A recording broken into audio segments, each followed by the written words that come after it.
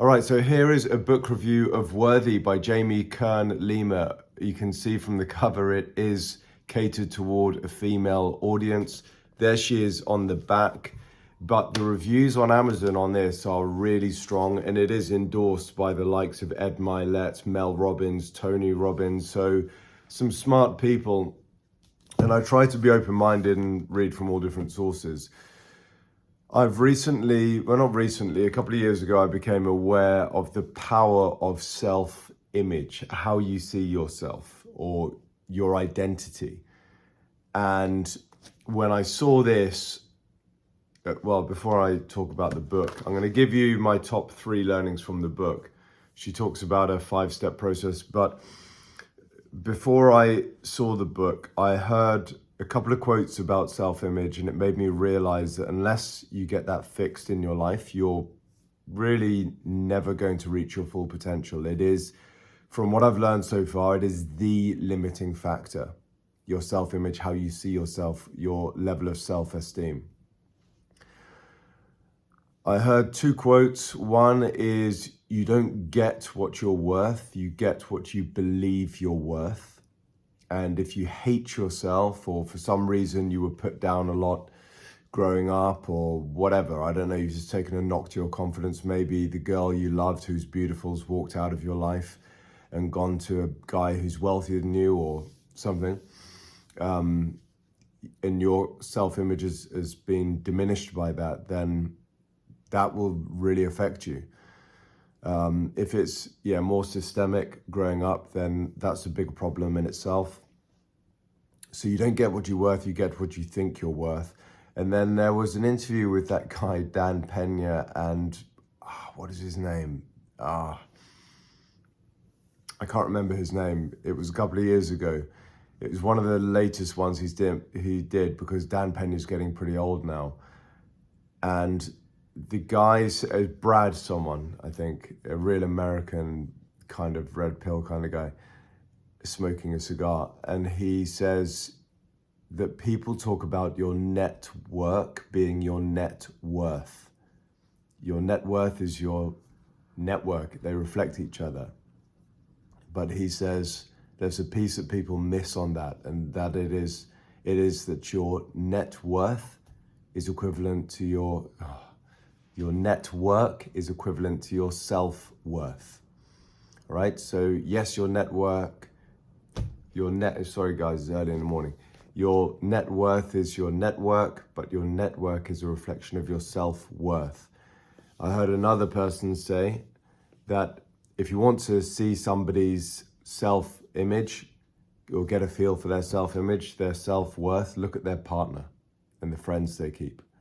And that's a generalization, but it's a pretty strong acid test,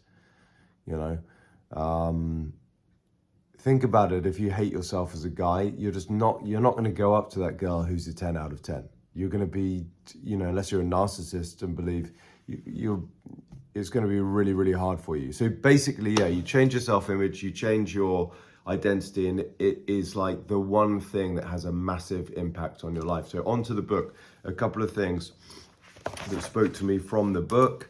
I mean, it is a bit girl power. I did find it quite hard to get through, but I'm very glad I did, because I just flicked back through it now. When I read, I always take notes and I star a page if it really speaks to me.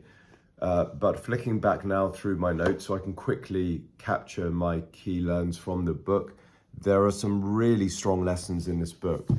To give context, this woman was working serving coffee in Denny's, which is like the Wimpy. And she ended up overcoming her lack of self-worth because she was abused as a child and her father was an alcoholic. And she built a $1 billion company. I mean, I don't care if this is written for women. That's someone you listen to, if you're interested in making good money in your life and having a happier life. So a couple of quick things from the book. She says, every time that you hide yourself, you diminish your self-worth, your self-image, because you're signaling to your subconscious, I need to hide.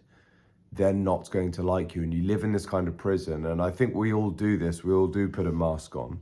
But if it's a big, thick, heavy mask and you're really faking it, then that's something you might want to address.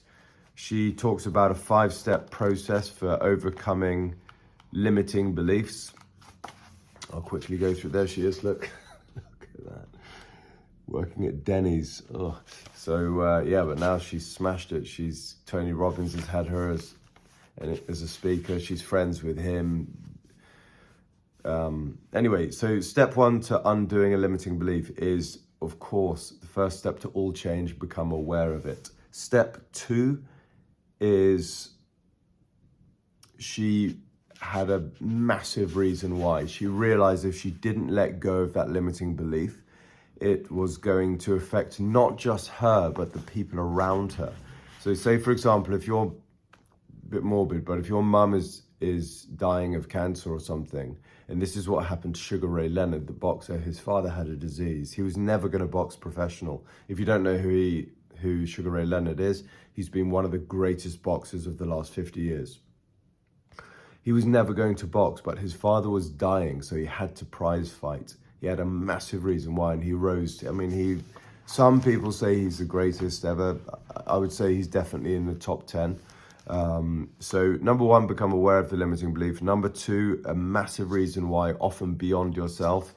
I'll mention the guy again, Imran Gadji. Why did he do all that he did? Because of his mum. He really did it for his mum. Step 3 is, what is step 3?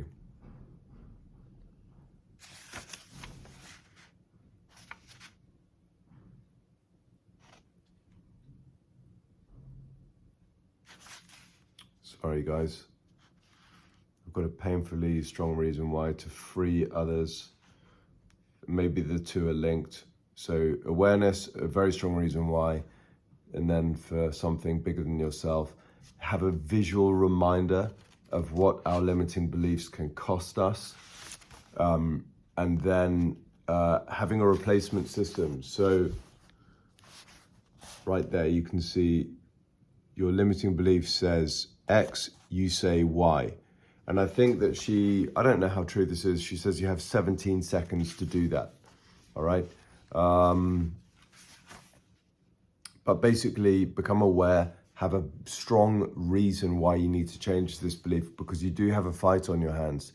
And then have a visual reminder, and then get rid of it by replacing it. Okay, and then the last thing I'll touch on here is this. Okay, so if you give yourself a label, you then develop a belief. Most of our beliefs sit in our subconscious. You then develop a filter which causes you to see evidence which is there. You know, if you think of your reticular activating system, you buy a red Ferrari, and then on the way home from the garage, you see maybe red Ferraris is a bit of a tricky one because they're quite rare, but say you buy a blue Golf, Volkswagen Golf, and then on the way home, you see the blue Golf that was parked down the road that's been there for a year that you never noticed. You see blue Golfs everywhere because, yeah, so when you have a belief, your brain then looks for evidence and it filters out, because your brain can't take in all of the sensory information, so it filters out a lot of stuff at one time.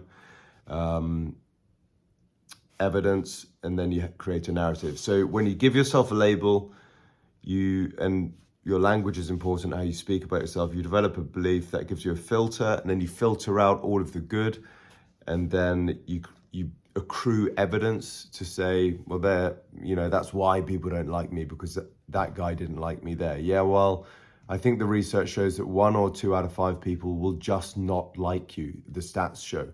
And so if you always focus on those 1 or 2 you build, it reinforces the belief and the narrative. You develop a narrative, and once you have a story, a narrative set, then you're screwed. Lastly, I'll just say, there's goal writing tips in here.